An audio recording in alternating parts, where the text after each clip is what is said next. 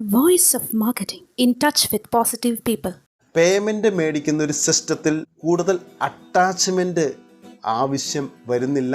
സ്നേഹം ഉണ്ടായിരിക്കണം, മര്യാദ ഉണ്ടായിരിക്കണം, കൂടുതൽ സംസാരിക്കാൻ പോകേണ്ട ഒരു കാര്യമില്ല. അയാളുടെ ഫേസിലേക്ക് നോക്കിയിട്ട് സ്ട്രോങ് ആയിട്ട് സാർ പൈസ വേണം, അവിടെ പ്രോഡക്റ്റ് ഉറപ്പായിട്ടും വിറ്റ് പോയിരിക്കും. ഒന്ന് ഓർക്കണം, നമ്മുടെ പ്രോഡക്റ്റ് ഓൾറെഡി ആ കസ്റ്റമർ വിറ്റ് കഴിഞ്ഞിരിക്കുന്നു, മാർക്ക് അതിൽ പേയ്മെൻറ്റ് കിട്ടിയിരിക്കുന്നു. ചിലപ്പോൾ കിട്ടാതെ കൊണ്ടുപോയി കൊടുത്തിരിക്കാം, നമുക്കതറിയില്ല. പക്ഷെ നമ്മളെ സംബന്ധിച്ചിടത്തോളം നമ്മുടെ പ്രോഡക്റ്റ് വിറ്റ് പോയിട്ടുണ്ടെങ്കിൽ അതിൻ്റെ പേയ്മെൻറ്റ് തരേണ്ട ഉത്തരവാദിത്വം അവർക്കുണ്ടല്ലോ. ആ ഉത്തരവാദിത്വം അവർക്കുള്ളിടത്തോളം കാലം നമുക്ക് പേയ്മെൻറ്റ് ചോദിക്കാനുള്ള റൈറ്റും നമ്മുടെ കൈവശം തന്നെയാണ്.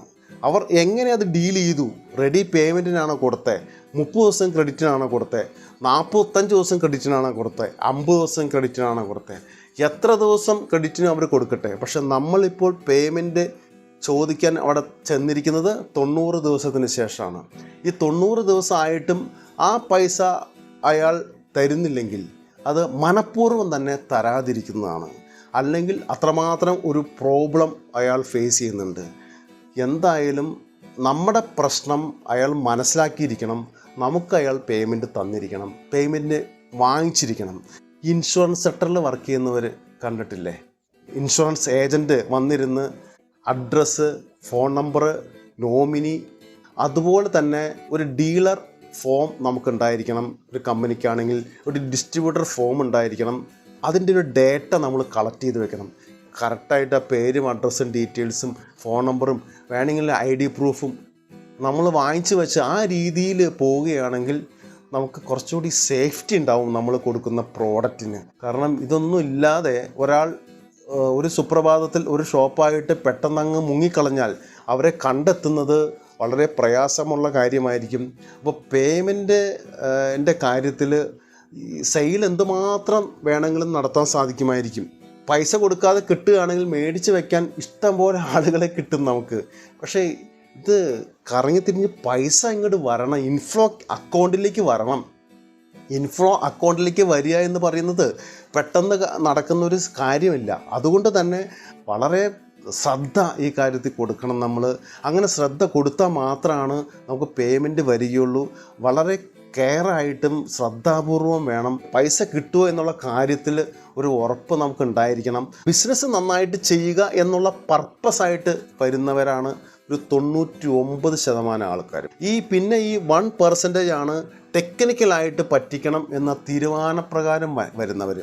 അത് ഒക്കെ ചില മനുഷ്യരുടെ സ്വഭാവത്തിൻ്റെ, അവരുടെ ജീവിതത്തിൻ്റെ പശ്ചാത്തലം, അങ്ങനെ ജീവിച്ച് വരുന്നവർ, കൂടുതൽ കടം മേടിച്ച് പഠിച്ചവർ, അല്ലെങ്കിൽ അങ്ങനെ മറ്റുള്ളവരെ പറ്റിച്ച് ഓരോ കാര്യങ്ങൾ ചെയ്യണം എന്ന് തീരുമാനിച്ച് ഇറങ്ങിയവർ അങ്ങനെ തന്നെയാണ് ജീവിക്കും. അവർക്കൊരു വ്യത്യാസം ജീവിതത്തിൽ ഉണ്ടാകാൻ സാധ്യതയും കുറവായിരിക്കും. കണ്ടിടത്തോളം അറിഞ്ഞിടത്തോളം ഉള്ള കാര്യമാണ് പറഞ്ഞത്. ഔട്ട്സ്റ്റാൻഡിങ്ങിൻ്റെ കാര്യം നമ്മൾ ഡിസ്കസ് ചെയ്യുമ്പോൾ മറ്റൊരു പ്രധാനപ്പെട്ട കാര്യമുണ്ട്. ചില റീറ്റെയിൽ ഷോപ്പിലായാലും ഡിസ്ട്രിബ്യൂട്ടറുടെ അണ്ടറിലായാലും ആ സ്ഥാപനം നടത്തുന്ന അതിൻ്റെ ഓണർ, ബോസ് അവരായിരിക്കില്ല ഓർഡർ തരുന്നത്.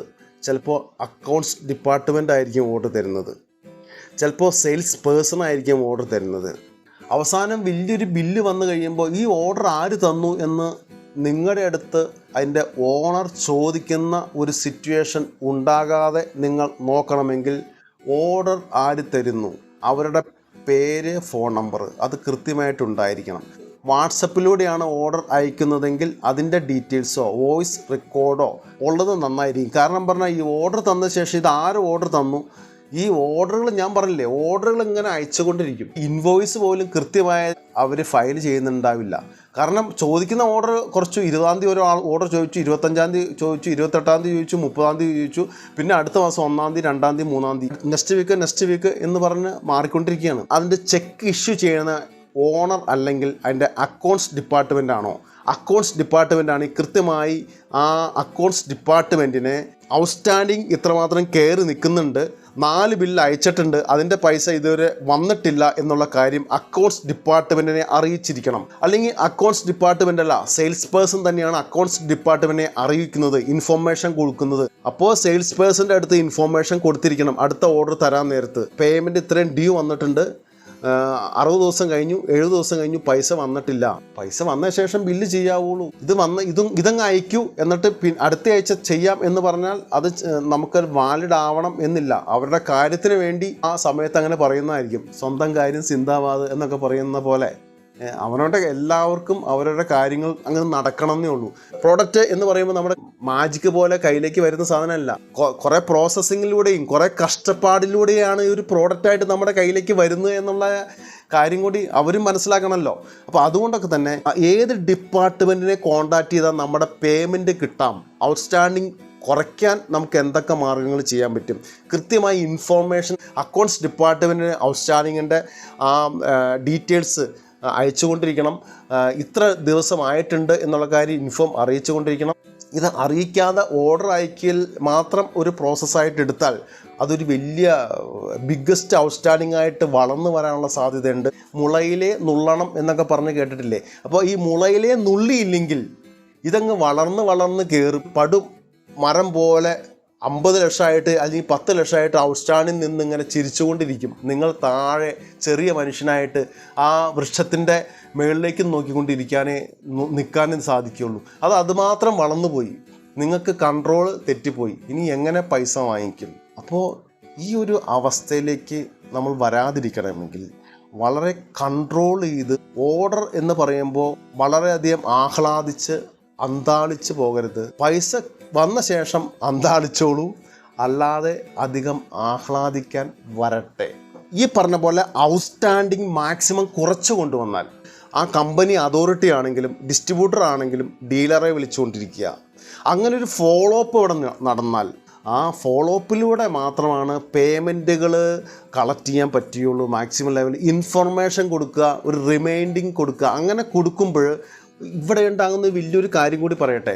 അങ്ങനെ ഔട്ട്സ്റ്റാൻഡിങ് തീരുമ്പോൾ ഒരു ഡിസ്ട്രിബ്യൂട്ടറുടെ പോയിൻ്റ് ഓഫ് വ്യൂവിലാണെങ്കിലും ഡീലറുടെ പോയിൻ്റ് ഓഫ് വ്യൂവിലാണെങ്കിലും ഔട്ട്സ്റ്റാൻഡിങ് തീരുമ്പോൾ, പ്രത്യേകിച്ച് ഡീലർ എടുത്തുകൊണ്ട് കുറേശ്ശെ തന്നു ആ പൈസ തീരുമ്പോൾ പിന്നെ നെക്സ്റ്റ് ഓർഡർ തരാൻ ആ ഡീലർക്ക് ഒരു കോൺഫിഡൻസ് ലെവൽ വളരും. ആ ഡീലറോട് ഓർഡർ ചോദിക്കാൻ അയാളുടെ കോൺഫിഡൻസ് ലെവലും കൂടും. എന്താ കാര്യം? പേയ്മെൻറ്റ് നില്ലായി കഴിഞ്ഞു, ഔട്ട്സ്റ്റാൻഡ് നിൽക്കുന്നില്ല ഇപ്പോൾ. അപ്പോൾ അയാൾക്ക് കുറച്ചുകൂടി കോൺഫിഡൻസോടെ എനിക്ക് നെക്സ്റ്റ് ഓർഡർ തരൂ എന്ന് പറഞ്ഞ് ഓർഡർ തരാനുള്ള കോൺഫിഡൻസും കൂടും. അവിടെ നമുക്ക് ഓർഡർ മേടിക്കാനുള്ള കോൺഫിഡൻസും കൂടും. ബിസിനസ് ചെയ്യുക, നന്നായിട്ട് ബിസിനസ് ചെയ്ത് കൊണ്ടുപോകുക. ഔട്ട്സ്റ്റാൻഡിങ് മാക്സിമം ഈ പൈസ എന്നായാലും എനിക്ക് കൊടുക്കേണ്ടതാണ്, ഇത് കയ്യിൽ വെച്ചുകൊണ്ടിരുന്നിട്ട് കാര്യമില്ല എന്നുള്ള തോന്നൽ പൈസ കൊടുക്കാനുള്ളവർ ചിന്തിക്കേണ്ട കാര്യമാണ്. ഔട്ട്സ്റ്റാൻഡിങ്ങിൻ്റെ സ്റ്റാറ്റസിനെ കുറിച്ച് നെക്സ്റ്റ് എപ്പിസോഡിൽ നമുക്ക് സംസാരിക്കാം. All the best.